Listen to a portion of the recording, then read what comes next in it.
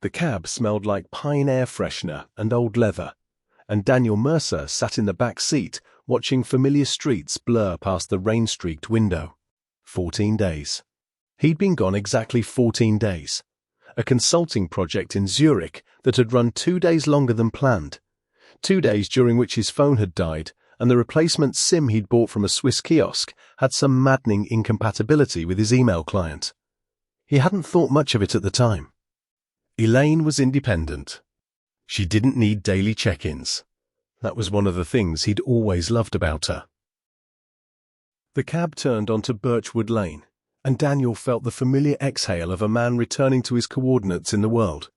The oak tree at the corner, the Hendersons' ridiculous garden gnome, He leaned forward. The house was lit up, every window glowing. A silver SUV sat in his driveway. Not Elaine's white Audi, not his own grey Volvo, but a stranger's vehicle with a child's soccer sticker on the rear bumper. "This is 44 Birchwood," the driver asked. "Yes," Daniel said slowly. He paid without counting the change and stood on the pavement with his single carry-on, rain beginning to needle the back of his neck. Through the bay window, he could see the outline of a man, heavy-set, bald, walking through what had been Daniel's living room. Different furniture. Even from the street he could see that. Gone was the dark leather sofa he and Elaine had argued about for 3 Saturdays before buying. In its place was something pale and modular. He walked to the front door and knocked. A woman answered, mid-40s, kind face, visibly startled by a soaking stranger on her doorstep. Behind her, a boy of maybe 8 sat cross-legged on the floor with a tablet. "Can I help you?" "I think there's been some kind of mistake," Daniel said carefully. "I live here." The neighbour who saved him from the police was a retired postal worker named Mr. Ashby, 72, white moustache, the kind of man who noticed everything and said little until he had something worth saying. He appeared at Daniel's elbow just as the new homeowner was reaching for her phone. "I can vouch for him," Mr. Ashby said from the garden path, umbrella in hand. "He did live here. Until about 10 days ago, apparently." They sat in Mr. Ashby's kitchen over tea that tasted like it had been stewing since the previous administration. "The moving truck came on a Thursday," the old man said. 2 of them, actually. Professional outfit. Very efficient. Your wife directed everything herself. I assumed you knew. I assumed you'd sold up together, and she was handling it while you were away." "Who bought it?" "Young family. Rented first, I think, then. It all moved very fast. A cash sale, someone told me. Completed in under a week." He paused. There was a man helping her. Tall fellow, dark hair, very, he searched for the word, deliberate looking. Like a man who plans things. Daniel sat with his hands around the mug.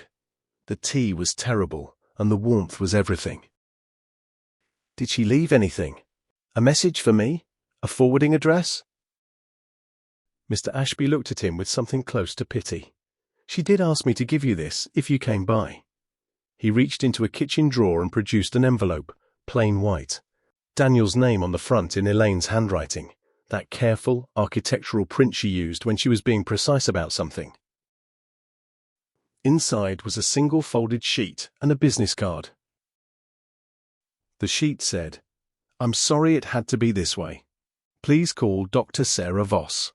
She can explain the parts one can't." The business card was for a Dr. Sarah Voss, clinical psychologist, with an address in the city centre.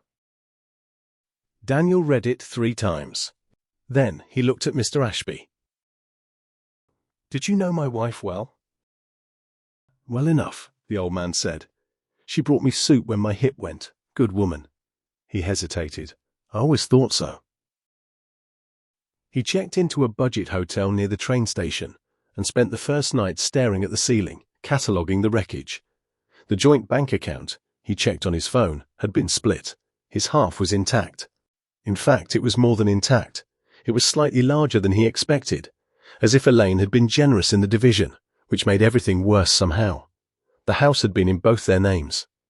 The sale proceeds had been divided equally, his share sitting in an account she must have set up in his name. A solicitor's letter folded in the envelope. Mr. Ashby had given him that he hadn't read carefully enough at first. She hadn't stolen from him. She hadn't run. She had administered their separation with the efficiency of a woman who had been planning it for a very long time. He called the number on the business card at 7 in the morning. Dr. Sarah Voss answered on the second ring, which told him she'd been expecting the call. Mr. Mercer. Her voice was measured, warm in the way that professionals train themselves to be warm. I'm glad you called. Can you come in today? Can you tell me where my wife is? I can tell you some things in person that I can't over the phone, today, if possible. Dr. Sarah Voss's office was on the 4th floor of a building that also housed an accountancy firm and a private dental practice. The waiting room had the mandatory neutral art and the sound machine by the door. A receptionist named Zara, young, watchful, with the careful stillness of someone trained not to react, brought him water without being asked. Dr. Voss herself was not what he'd imagined. He'd pictured grey cardigan, reading glasses, the gentle authority of an older woman. Instead, she was perhaps 40, sharp-featured, with close-cropped natural hair, and the direct gaze of someone who charged a lot of money specifically because she did not waste time. She came to me 8 months ago, Dr. Voss said, once they were seated. Elaine. She chose carefully, in a complicated situation. She asked me to speak with you if this moment came, with her written consent, which I have on file. She wanted you to understand. Understand what exactly? That she sold my house and left with another man? That she was protecting you. Daniel stared at her. From what? Dr. Voss leaned forward slightly. Mr. Mercer, what do you know about your work in Zurich, about the company that commissioned you? The question landed sideways and wrong. Halcyon Group, financial consulting. I've worked with them 4 times in 3 years. What does that have to do with? Have you ever wondered why they always insisted on in-person meetings? Why your phone never quite worked during those trips? Why the projects always ran slightly longer than contracted? The rain had started again outside. Daniel could hear it on the window. I'm going to need you to be very direct with me, he said quietly. The name she gave him was Marcus Chen, not the man with the dark, deliberate face from Mr. Ashby's description. That was someone else, she explained. Someone Elaine had asked to help her move quickly. A trusted friend, nothing more. Marcus Chen was something different. Marcus Chen was the reason. Your wife discovered, approximately 9 months ago, that you had been used as an unwitting courier, Dr. Voss said. The Halcyon Group is not primarily a financial consultancy. Your consulting work was legitimate, a cover, but a genuine one. What wasn't legitimate was what they were moving through you. Documents. Specifically, financial instrument data embedded in the files they asked you to carry physically between offices. Old-fashioned, deliberate, undetectable. You were never told. You had no idea. Daniel felt the blood leave his face. Marcus Chen is a senior figure in a network that uses professionals like you, clean records, established careers, no criminal profile, as mules. When Elaine found out, she went to someone she trusted rather than the authorities, because the network had reach into certain authorities. She came to me because I have a colleague, Dr. Reed Nakamura, forensic consultant, works adjacent to certain agencies, who could advise on how to handle it. She didn't come to me, Daniel said. The hurt in his voice was a raw and simple thing. Dr. Voss was quiet for a moment. She was afraid of 2 things. 1, that telling you would put you in immediate danger if the network suspected she knew. 2, and here she paused, she wasn't entirely sure how much you actually knew. The room contracted around him. She thought I might be involved. She didn't know. That uncertainty was the hardest thing she lived with. He walked for 2 hours after leaving the office. The city moved around him, and he didn't feel part of it. He replayed 14 days in Zurich, the conference rooms, the handshakes, the files he'd carried in a briefcase, because the Halcyon people always said their digital security protocols required physical documentation for certain internal reviews. He'd never questioned it. It had always seemed eccentric, but not alarming. The consulting fees had been excellent. You had no idea. He wanted that to be true. He examined himself for lies and found, to his exhausted relief, only ignorance. He called the number Dr. Voss had given him for Dr. Reed Nakamura. Reed answered on the 4th ring. His voice had no warmth at all, not unkind, simply functional, like a tool that had never needed to be social. Mercer, I've been briefed. Where are you right now? Walking, near the river. Stop walking and go inside somewhere. A cafe, a shop, anywhere with people and more than one exit. Don't go back to your hotel room tonight. Daniel stopped walking. Am I in danger? You returned earlier than expected. Your last Zurich trip was supposed to end Sunday. It ended Friday. That gap matters. Why does it matter? Because something happened Friday night in Zurich. Something that means Marcus Chen's people are currently conducting a very quiet, very urgent accounting of everyone connected to Halcyon's last 3 projects. A pause. You're on that list. He found a cafe near the cathedral, busy, warm, 2 exits as instructed, and sat with an untouched Americano in his thoughts. Reed had told him to wait. Someone would come. Someone he could trust.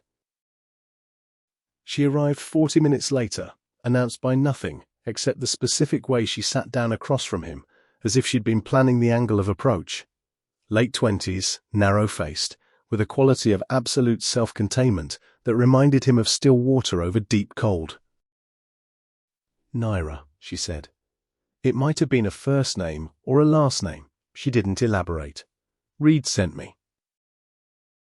Are you police? No. Government? Adjacent. She produced a tablet and turned it toward him. On screen was a photograph, a boardroom, grainy, shot from a high angle. Around the table he recognized 2 faces from Halcyon, and at the head of the table, face slightly turned, was a man he recognized from somewhere he couldn't immediately name. Do you know him? Daniel studied the face. The recognition itched at him. I've seen him. Not at Halcyon. Somewhere else. He closed his eyes and walked backwards through memory. A conference, 2 years ago, Brussels. He was introduced to me as, and then it came, as a colleague of my wife's, Elaine's former firm. Neera's expression didn't change, but something shifted very slightly in her stillness. His name is not what he gave you. His actual name is Callum Reed. No relation, she added flatly. He recruited Marcus Chen out of a collapsed private equity structure 6 years ago.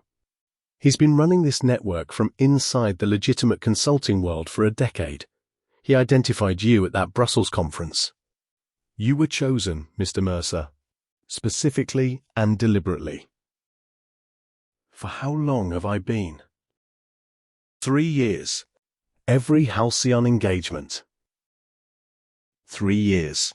He thought about his wife. 8 months of knowing. 8 months of living next to him and not knowing if he was culpable. Making a plan quietly and carefully. Dismantling their shared life with surgical precision in order to remove herself from the blast radius of whatever was coming. Where is she? He asked. Where is Elaine? Neera studied him. Safe. That's all I can tell you now. That's not enough. I know. For the first time, something almost human moved across her face.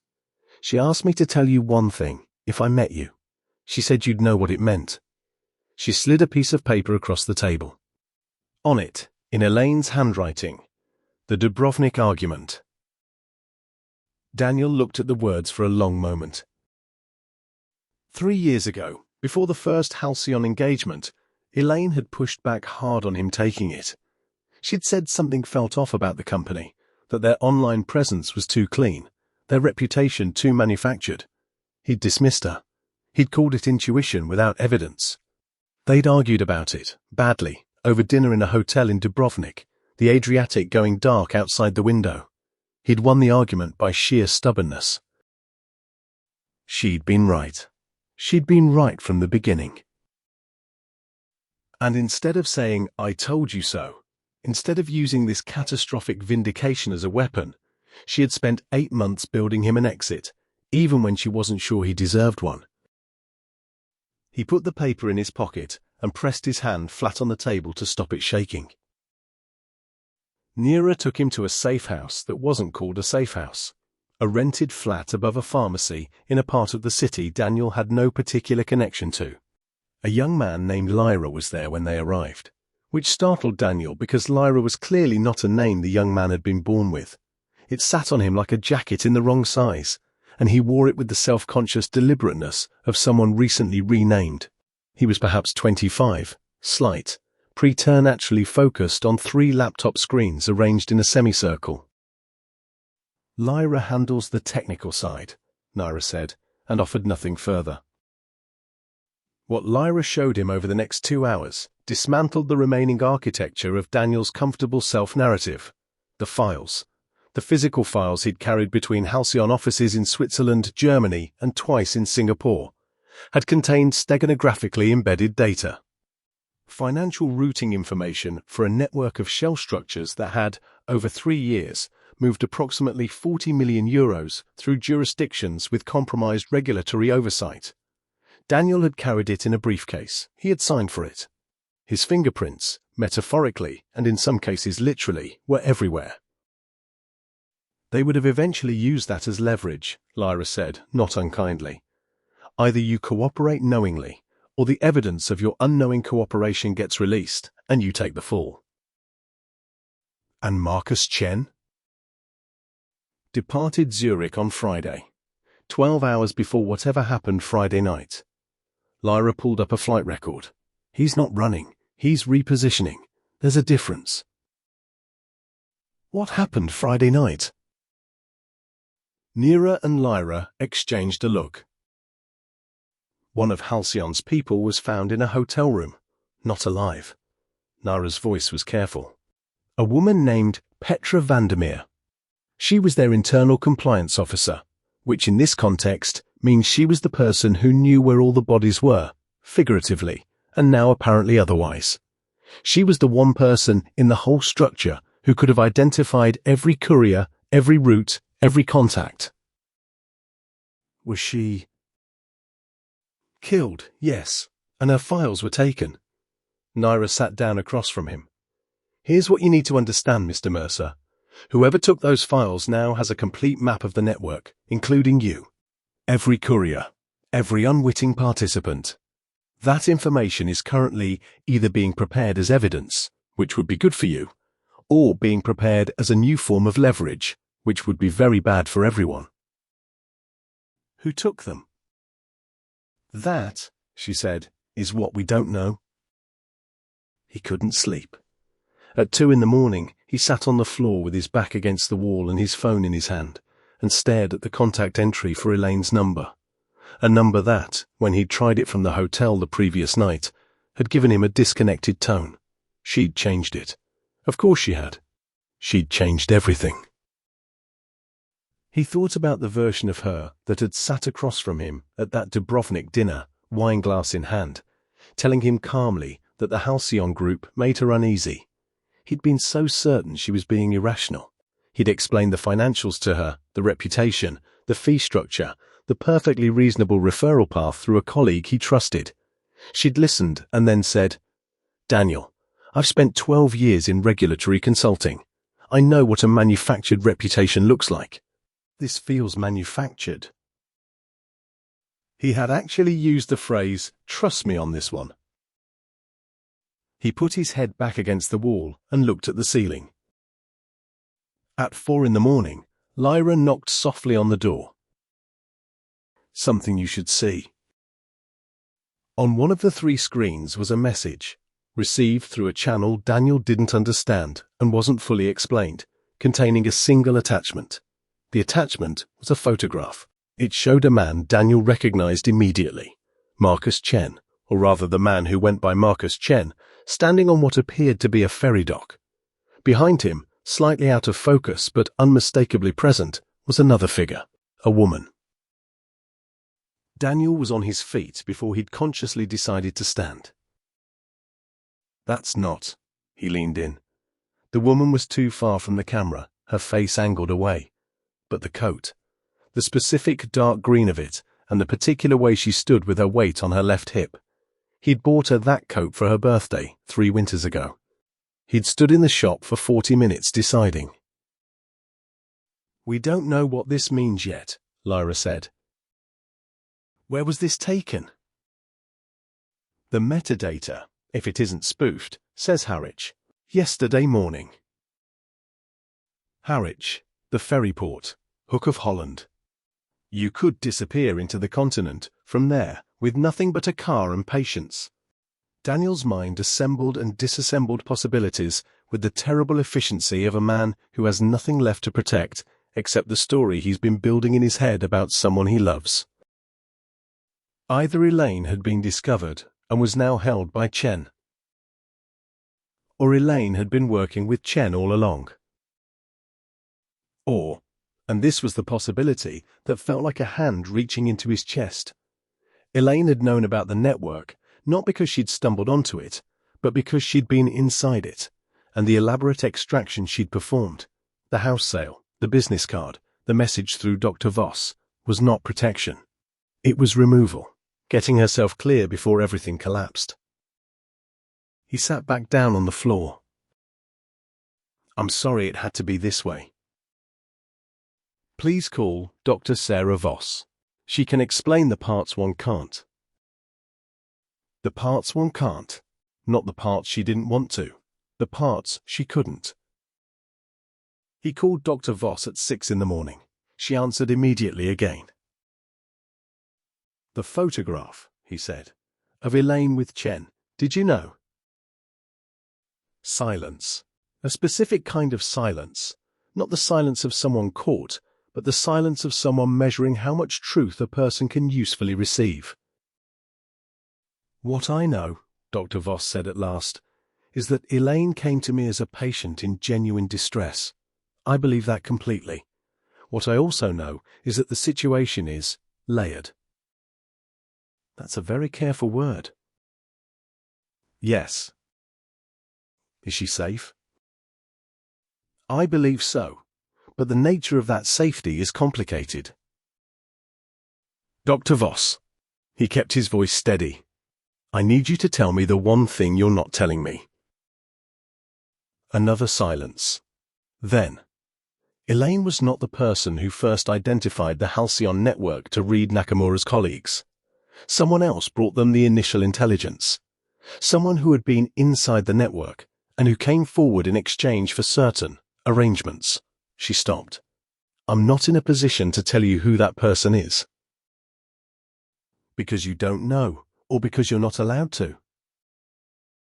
"Both," she said. Naira drove him to the coast the next evening. She didn't explain why, and he'd stopped asking for explanations, having found that events were overtaking his ability to process them anyway. It was a rental cottage outside a small town whose name he didn't catch. Low-ceilinged, smelling of salt and old wood, a single light on inside. 10 minutes, Naira said. "Then I'll be at the car." He knocked. Elaine opened the door. She looked tired in a way that sleep couldn't fix, the kind of tired that lives in the eyes. She was wearing the green coat. Of course she was. She looked at him for a moment that lasted longer than it should have, and then stepped aside to let him in. They stood in the small kitchen. The kettle began to boil without either of them having touched it, which seemed about right. "The photograph was deliberate," she said. "The ferry dock. I needed you to question it. I needed you to get far enough into the uncertainty that you'd be ready to hear the full version. You staged it, Naira helped. Yes.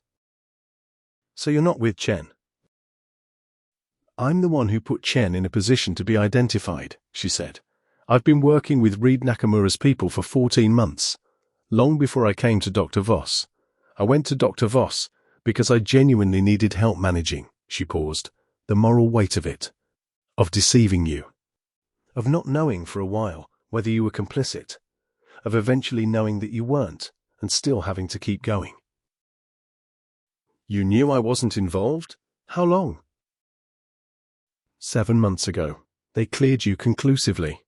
But the operation wasn't finished. I couldn't tell you. If I told you and you reacted, even innocently, it could have collapsed everything. She looked at him steadily.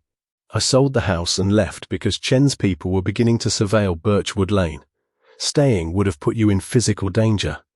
The only way to protect you was to remove myself from the picture in a way that looked like abandonment rather than strategy. The kettle had boiled, and neither of them had moved. You let me think you'd left me for someone else. Yes. For 7 months you knew I was innocent, and you let me fly home to a house full of strangers. For 2 days, she said quietly. I knew you'd be disoriented for 2 days at most before Dr. Voss's contact chain reached you. I had it timed. I was watching Daniel, from a distance the whole time. Her voice held steady, but only barely. I watched you stand on that pavement in the rain, and I wanted to cross the street and end the whole thing. But there was a man in a parked car 40 meters away who worked for Chen, and if I'd done that, he'd have seen us together, and we'd both have been in danger before the net was closed. He looked at her for a long time. 14 months, he said at last. Yes. The Dubrovnik argument. I've thought about that dinner every day. She looked down at the counter. I was right, but that didn't help you. And when I found out how they'd used you, how carefully and deliberately they'd chosen you, I felt sick. I felt like I'd failed to protect you. You were right. You tried to warn me. I didn't listen. We can have that argument properly later, she said, and something in her voice shifted. When this is fully over. Is it? Fully over? She glanced toward the window. Chen is in custody. Has been since yesterday evening. Callum Reed, the man you met in Brussels, was arrested in Amsterdam this morning. The network is mapped. Reed Nakamura's people have the files. She turned back to him. It's over. He looked at her.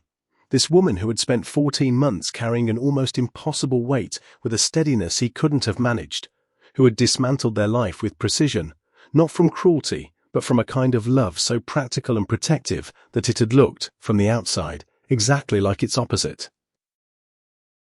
I want to be very angry with you, he said. I know. I'm going to need some time to work out what I actually am. That's fair. She finally moved, filled the kettle, found 2 mugs with the efficiency of someone who had clearly been in this cottage for more than a day. There's a lot of it. Time, I mean, apparently. A pause. I'm sorry it had to be this way. You said that in the letter. I meant it in the letter. I mean it more now that I'm saying it to your face. He sat down at the small kitchen table. Outside, the sea was invisible in the dark, but he could hear it, constant, indifferent, reassuringly unchanged. The Dubrovnik argument, he said. For the record, you were right. Elaine set a mug in front of him and sat across the table. For the record, she said carefully, you were also right about one thing. He raised an eyebrow. The hotel had an excellent wine list. He laughed. A short, scraped sound, but real. The first real thing in 3 days. Outside, Naira sat in the car and looked at the light in the cottage window, and decided that 10 minutes could reasonably be extended to whatever it needed to be. 3 months later, Daniel Mercer gave a 12-hour deposition to a joint European Financial Crimes Task Force. He was granted full immunity. The Halcyon Group's assets were frozen across 7 jurisdictions. Marcus Chen, whose name turned out to be neither Marcus nor Chen, received 18 years. Callum Reed received more. Dr. Sarah Voss never discussed her role with anyone who wasn't cleared to know it. Zara, her receptionist, left to pursue a graduate degree in law. Lyra, whatever his name was simply no longer there one day, which was apparently normal for people like him. Daniel and Elaine did not immediately rebuild what they'd had. They rebuilt something different instead, a more honest thing, built on the knowledge of what each of them was capable of under pressure, not comfortable, not uncomplicated, but solid in the way that things are solid when they've been tested to destruction and survived.